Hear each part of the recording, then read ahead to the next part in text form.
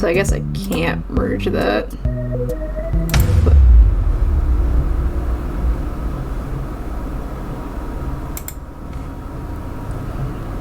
what's up?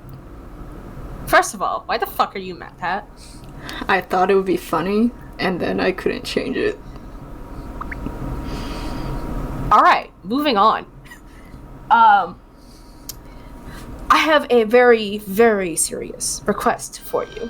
Knock off. Oh, don't be scared. It's not that bad. Look, I'm scared because your picture looks like a Flash JPEG. Well, that's because partially it is. Okay. Just go ahead. Watch Bugbo. Watch Bugbo. What the fuck is Bugbo? Watch Bugbo. Watch Bugbo. What the fuck is Bugbo? What the hell? What is that, an ant? What the hell? Have a great day. What the fuck?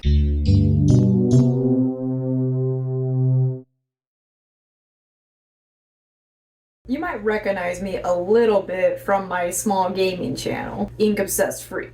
And on that channel, one of my followers in particular that sometimes goes under the alias of Ozurus has been spamming my TikTok about something called Bugbo, saying in chat that, hey, if you like this, you should probably watch Bugbo. And then before I knew it, my algorithm has been nothing but this demonic, godly entity that is Bugbo. I try to scroll through my TikTok and then I see Bugbo. I try to scroll through my YouTube and I see Bugbo. I talk to my partner about it and it's like, oh yeah, I love Bugbo. And so I was like, what the f*** is Bugbo? Which is what we're going to get into today.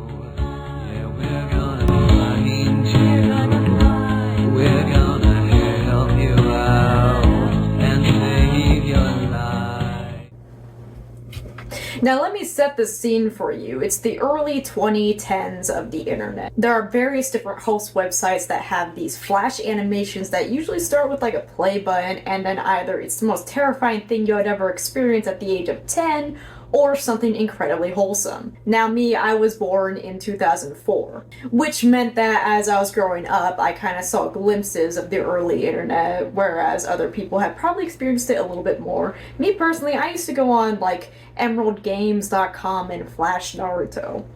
Which Flash Naruto is basically a website that had a bunch of like Flash animations and games on there. Whereas Emerald Games would kind of be the reason I'm so edgy today. Unsurprisingly, it introduced me to the Tails doll and other incidents in the Sonic fandom. But also, on top of that, little to no parental supervision. Instead, I basically had my sister watching over my shoulder because we shared a computer. Even though I don't think we both understood that it was basically the Wild West of the internet currently, little did we know that things would be moderated to hell and back when we grew older, so growing up, I was very familiar with Flash videos being uploaded onto YouTube and having that little play button that you click on. So this was one of the elements that I immediately noticed when I watched Bugbo. And it's kind of like this cartoon that's made to kind of imitate a child's cartoon, but with just a little bit of spice and a little bit of what the fuck is going on here. A deal? A deal? A deal? Which is kind of a popular premise nowadays with stuff like Don't Hug Me, I'm Scared coming out, and Pibby. Is Pibby still relevant? I feel like that thing just kind of dropped off the face of the earth. But regardless, it's still a very broad theme and premise that you could do basically anything about it. But in this case, we're talking about taking Barney, making him the exact opposite of what he stands for, and making him a giant bug. Like seriously, these things are huge compared to humans. Like there are actual humans in this series, but they're the same size. So it's basically formatted similar to if you were to find a Flash animation on Newgrounds or any of the sites that basically had an embedded version of said Flash. Complete with either a hypercam in the top left corner, or the bandicam.com at the top. Which even now, even though it's not as common as like let's say CapCut or something else, A lot of people are still very familiar with seeing that at the top. Now, at first glance, I thought this was legitimately like a re-upload after years later. Like, for example, one of the series that comes to mind is the Castle series. Which, by the way, apparently, it's still being worked on, the new episodes and stuff. I'm in a Discord server for deletion quality, and, like, it's still being worked on. Like, the dedication. As we're being sidetracked, expect a lot of that on this channel. The Castle series has been like one of my favorites for a very long time, so I'm actually just really happy that's still being worked on, albeit very slowly, very slowly. However, in the episode Under the Oak Tree, that was proven false. Oh man. Don't worry, Gerbo, it's for the better. Whoa. Which means that this was in fact purposely made and formatted to look like it, which, you know, there's obviously nothing wrong with that. It's just at first I was gonna go like, okay, maybe I can go onto Newgrounds and, you know, try to do some like magic with the Internet Archive to find more episodes or something. Turns out that's just what it is, and honestly, I respect the fact that they actually made it authentic. Because a lot of people, when they make something that looks similar to Flash animations, they don't really go the extra mile to make it like 360p on purpose or keep that kind of authentic, rigid rigging and whatnot. Sometimes, yeah, they have like the gradients and stuff, which was very common since it was a lot easier to do that than to just do a lot of other clipping magic that people were still experimenting with at the time. So, like, I respect the dedication. Speaking of dedication, they have an entire array of, like, a soundtrack just made entirely for this series. And it slaps. So now that we've established the setting, what exactly is Bugbo as a series? Now, Bugbo follows three main friends. We have Bugbo, who appears to be either a giant ant or fly or whatever. Then we have Gerbo, who is established to be a spider. And Gradient Joe, who is a human but just has like a gradient over his head. Honestly, Gradient Joe is one of my favorite characters. He's completely nonverbal, doesn't talk. Probably because he doesn't have a mouth, but it could also be the fact that he just doesn't want to talk. Who knows, maybe there might be a future episode where he just talks out of nowhere, maybe like one word. And maybe Bugbo just completely disregards it. Just like, you're not supposed to be doing that. How dare you? Now, Gerbo is also the dim-witted friend kind of premise. And like immediately Bugbo just kind of calls him a fucking moron. Which already kind of establishes the fact that Bugbo is just probably not the greatest person. Very morally gray, even if you will. However, I'll get more into Bugbo later because, I mean, I have a theory about that. Like, Gerbo tends to talk in a very slow manner, doesn't really... Like, Gerbo's voice doesn't fluctuate too much, kind of stays, you know, flat at the same kind of tone. And he also has a habit of collecting things and having very niche interests, which honestly I relate to on a personal level. I mean, for no reason whatsoever, I will have periods of moments where I just collect random things and then just move on to the next thing. And like, I don't even know what I'm going to do. There's no rhyme or reason to it. It's just, I think they look neat. Which I believe Gerbo does the same thing. So like, Gerbo, power to you. You deserve so much better. And then we have Bugbo, who is the first character we get introduced. However, I saved him for last since he has a lot more going on with his character than what initially meets the eye. Because initially he greets the viewer, you know, kind of like a standard main character of a children's show. But then he kind of starts kind of slowly descending into something that's less than that. Basically the anti-Barney, if you will. And I say anti because basically it's the opposite of what Barney does, but still on the same kind of scale. Kind of like how antisocial is like still social interactions, but stuff that kind of does the opposite effect that being social would. Which in a way Bugbo does kind of show some antisocial behaviors. This is Gerbo, another pal of mine. He isn't very bright. You need to start again. Oh man, I didn't see you there. How kind of you to join us again. Don't like it. I want it gone. Joe, cut it down. I don't think you heard me, Quentin. The vote will be held tomorrow. He first introduced us to Gradient Joe, which, you know, things seem semi-normal, especially the fact that he always calls him, you know, clever. and that he would always ask himself what Granny Joe would do, which would become a theme and a reoccurring element in the 3 episodes that are up at the time of recording this. But then he gets to talking to Bugbo, and immediately he just seems completely uncaring of his emotions. Now, already when he talks about Bugbo, he says that he isn't very bright, but he's fun to be around, which we're going to get back to that phrase later, because I guarantee you that down the line, it doesn't really seem like he cares at all about what Bugbo wants to do or things like that. In fact, it's completely disregarded when he asks about the rocks and stuff. And when Bugbo reveals that he has no reason for it, he just goes, "Won't do. Collecting rocks with no rhyme, no reason? Partaking in an activity such as this without a purpose is absurd." And immediately after, Bugbo starts talking about what he might do, building a huge stone structure that's 12 stump high. Which, granted, we don't know exactly what kind of units of measurements they're using, because, I mean, it seems that with height, they use stumps, whereas with hours, they use bug hours. Now, whether or not a bug hour is the same or different to a human hour is left for debate, but it's probably just a goofy, name thing for the series. And Bugbo does say something very small. It's like, don't make your ambitions way too great and a goal unachievable, which is, very standard. And then Bugbo says, sorry, spires aren't known for their intelligence, to which Bugbo openly agreed. Another thing that we notice immediately about Bugbo is that he tends to take more quote-unquote initiative, and I say quote-unquote because usually he kind of interrupts whatever's happening and just kind of inserts himself to kind of steer things along, but he always seems to be weirdly in a rush to do so, almost as if he's on a time crunch for whatever episode they're on. So let's get talking dynamics, which is very important in any series that you're making, which is how characters respond to each other. You need an accomplice. And the key is you always need to bring somebody with you who does not want to go.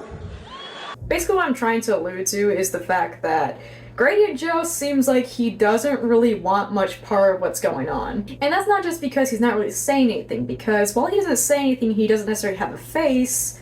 His gradient tends to get smaller or more intense depending on the emotion that he's having, which is already established in the first episode when everything starts glowing. Now, Gradient Joe is also kind of interesting in the first 3 episodes because he kind of seems to know what might be the best option. In the first episode, he decides to propose a deal, to which the entire thing kind of sorts out itself. He decides that the best option would be to kind of give a deal rather than, pay him what, he doesn't have. Which wouldn't really be an issue if Bugbo paid in the first place, which we don't know if any of them have jobs or if they have any currencies. Now, in the first episode, he is completely willing to go along with it because, they're just making rocks. But then when the stuff starts glowing, he just seems completely distraught. I like to imagine that he kind of didn't realize the way that they were building it. But that's kind of more of a thing on Bugbo's part, considering that he's the one who is basically designing the foundation in the first place. And in the 3rd episode, he chooses a very interesting choice. When presented with 3 options that, the grappling hook probably being the most sensible one, he instead chooses the snake, which even Bugbo acknowledges is kind of ludicrous, but goes along with it anyways because, always trust the Gradient Joe. However, what about when he's not willing to go along with it?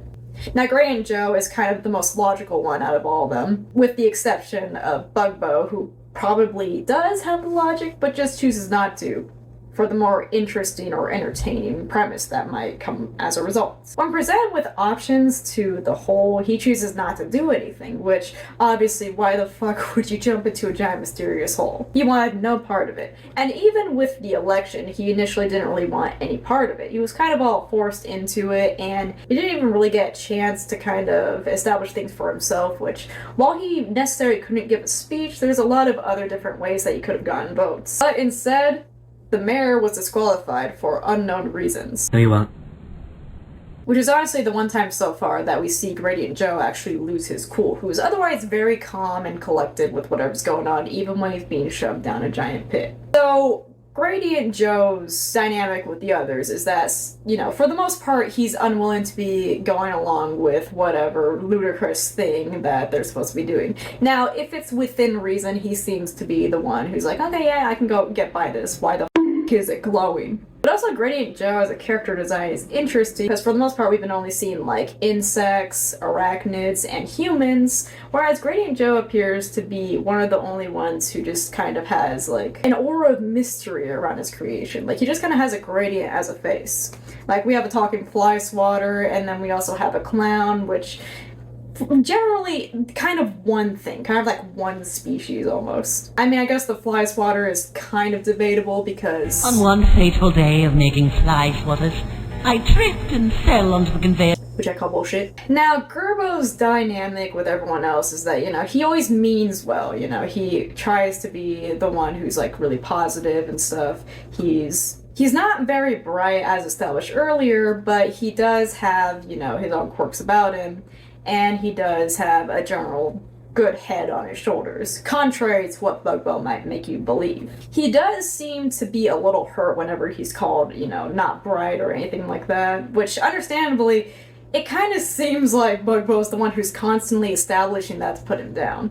But now let's get into the one that I really want to talk about, and that's Bugbo. Because Bugbo seems to have a lot more control into what's happening than elsewhere. Which, whether or not it's for just comedic effect, it is really nice to just kind of lay him down on a lab table, get a syringe, and just plunge it into his arm with no knowledge and take his DNA and then put it into a little spinny thing and then kind of clone him and do whatever you want with him, and so that you can create an endless army of Bugbo to take over the world. Now, like I said, with Bugbo's dynamic with the others, he seems to be the one that kind of just quite literally at times inserts himself into whatever situation. I mean, in episode 2, he actually cut off Gerbo, who was supposed to be the one doing the introduction, basically taking the spotlight. Oh hey, didn't see. I didn't see you there. How kind of you to join us again. Oh, hey Bugbo. He quite literally just kind of appears in frame. Like, where the did he come from? He's the only one who seems to do that, whereas everyone else just kind of walks on screen, slides on screen, or there's at least some kind of transition to indicate that, you know, they're in the area. Before, with the establishing shot, as it zooms in, he's nowhere to be seen, not even nearby. And Gerbo even seems to respond to being interrupted with disappointment, sadness, you know, as one normally would. But then Bugbo seems to kind of change the way he talks, calling him a funny, fun friend, likely to kind of make him forget the fact that he was upset in the first place, which Gerbo does tend to, like, forget what he's sad about from time to time. But it does show that Bugbo does acknowledge and does understand how Gerbo's feeling, but tends to use that to his advantage to whenever he sees fit. And he also doesn't really give a choice to what's happening either. Even when there's an illusion of stuff that you can choose, it's usually limited to only 3, especially with what Gradient Joe would do. And even when one is chosen, sometimes to him it's the wrong answer, and then he'll just progress the plot himself. Bugbo's completely aware of the fact that there needs to be a plot, and if somebody doesn't do something that's immediately correlating with said plot, he tends to kind of speed things along. He also appears to be aware of the style that everything's in. Because in an oak tree, he appears to look at the tree, wondering what the fuck is that, because it looks completely different from other background shots that we've seen. It's highly realistic, it's beautiful, and, you know, Gerbo seems to enjoy the tree. But immediately, I don't like it. I want it gone. Joe, cut it down. Not only does he understand that the tree is out of place, it is also very likely that it wasn't supposed to be in there in the first place, because it gets in the way. But also, following getting the tree cut down and, you know, shoving Gradient Joe casually down a hole, he jumps down himself, bringing Gerbo with him. And he is about to go on this whole inspirational tangent about how the circus belongs to only them, but then he's interrupted, and the way that he reacts is with a sense of impatience and a little bit of, you know, awkward irritation. You know, kind of like when you're talking and then that one person that you don't really like tries to insert themselves into the conversation. It's like, oh, hey. But then what I feel is very interesting happens during the election. More specifically, this moment. No, you won't. Now, Bugbo has been known to kind of bend the fabrics of time and space itself to bend to his will. For example, appearing randomly, making people just die because it speeds things along, and kind of morphing his own being to switch places with Flyswatter that one time while Bugbo was trying to figure out what to do. Which shows that Bugbo could have done all this on his own. Instead of going on his own, he just kind of waits for them to come see him. Bugbo could have just girl bossed it and got himself out. Well, like I said, he seems to understand that they're on a show, he seems to understand other people's emotions, but he doesn't exactly take the time to acknowledge it. Usually most of the things is for his own gratification or for his own entertainment. Which honestly, I would call him kind of like a dark empath, where he understands people's emotions and can reciprocate it, but he kind of uses it to his own will. Mostly to keep Bugbo, you know, in control necessarily. He's mostly in control of the narrative. But it also seems to be that he's in control of other people as well. Which, I mean, you could be dead just because he decides you are. But also, while he's being captured, he's not exactly in a rush. Instead, he just goes on this tangent completely insulting Dr. Flyswatter. Friends stick together and help each other out no matter what. Those without friends have no one to stick to, and in turn become bitter, spiteful lunatics with only selfish goals. Quiet, you troublesome creature! Which obviously Dr. Flyswatter is having none of it. However, regardless of all this, he still says that everything could have been avoided if Bugbo had been more vigilant, which, to be fair, Bugbo was wasting his time as well. Which chances are that there was an entire plot that was going to happen or something had he been more vigilant, but now they can't do that and the time has passed. Chances are he immediately heard Bugbo say, hey, I have an idea, and was like, this is gonna take too long. But to summarize everything I just said, basically, Bugbo is in control, he's the overlord, and everyone's terrified of him. But also, I think everyone is scared of Bugbo in particular. Now, like I established before, there are in fact humans, but they are exactly the same size as the bugs, which indicates that they're some kind of mutants. And they do seem to coexist, considering that the mayor isn't exactly concerned with the fact that they're giant bugs, just the fact that, you know, they're right there.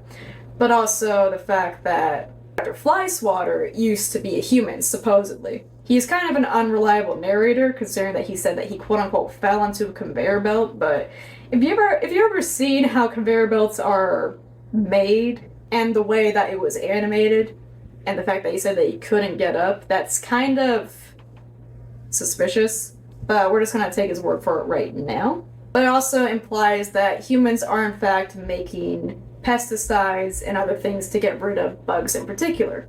And despite the fact that Dr. Flyswatter never once had an experience with Bugbo prior to the Flyswatter incident, he already established his hate for it, which he says that Bugbo did that to him, which there's no confirmation or indication that Bugbo was in charge of an entire mass genocide of his own species, which that would be a very interesting plot point, but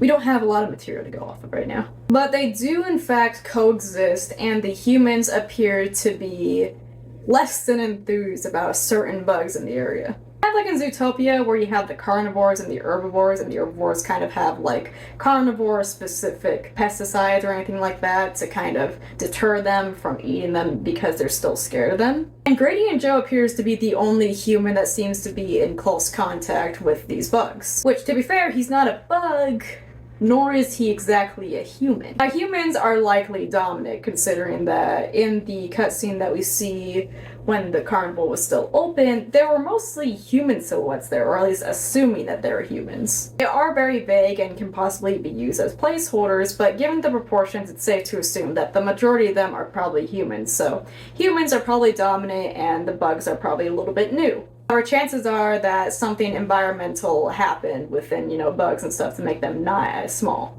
That is the small theory up until we get more material, which we'll follow up on later. However, the working conclusion here is that Bugbo is kind of an overlord. He can kind of bend time and space to his will to appear whenever he can. He interrupts people. He's fully aware of how they're feeling, but is just completely ignoring of them. And we love it. We love to see it. But yeah, this video is just meant to be kind of an introductory to one of my recent obsessions. Now, this video is basically just to be a kind of examining one of my recent obsessions with like little to no background knowledge, let's be honest. Basically talking about my thoughts and, interpretations of it. This is just something I like to do because, honestly, what else are you going to do when you have a hyperfixation? Keep it in? That doesn't work well. You've tried it. I'm looking at you. If you're watching this video, you've already seen Bugbo. I know you've done the same thing. Also because Bugbo is one of those things that's not exactly something that you immediately know what it's about when you look at it. Like, when you look at it, you could probably think, oh, it's just a low budget but honest. Like, when you first look at it, you can just be like, oh, it's some low budget but honest series, which, to be fair, it is kind of low budget, and I say kind of because, like, the way the graphics are, but there's a lot of work put behind it and a lot of prior knowledge to, design, formatting, and more importantly, script, which the script is great. Bugbo is an interesting character that, as the episodes go along, you see more and more of him. You see more and more of what he's capable of doing. You notice how impatient he gets along the way. The fact that he is kind of a direct foil to any other characters. While he responds to his environment, he's usually the one making stuff that people usually have to respond to or don't really have a lot of time to respond to. He's the one that kind of pushes the narrative and the plot forward so far. Unless that is subject to change in other episodes, which is why, while it is a little too early to be talking about it, I just enjoy talking about funny creatures, okay?